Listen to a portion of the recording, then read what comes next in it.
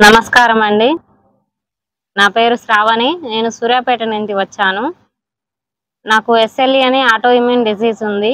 నాకు స్టార్టింగ్‌లో ఫీవర్ రావడం, జాయింట్ పెయిన్స్ రావడం, యూరిన్ ప్రోటీన్ లాస్ అవ్వడం, అల్సరు ఇలాంటివి ప్రాబ్లమ్స్ వచ్చాయండి.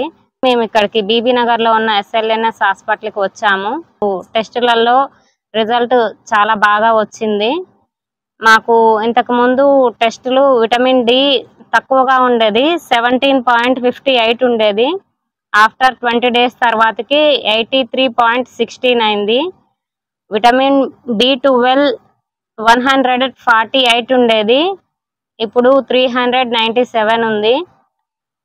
హెచ్ఎస్సిఆర్పి 6 ఉంది, ఇప్పుడు 1కి వచ్చింది. హోమోసిస్టైన్ 15.7 ఉండేది, ఇప్పుడు 12కి వచ్చింది.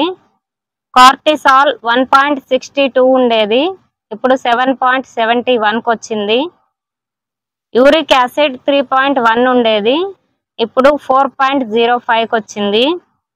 నాకు హెచ్బిఏవన్సి and fasting blood glucose levels చాలా లోగా ఉండేవండి. అంటే ఎనర్జీ లెవెల్స్ తక్కువగా ఉండడం, టైర్డ్నెస్, నీరసం ఉండేది. ఇప్పుడు నార్మల్గా వచ్చిందండి.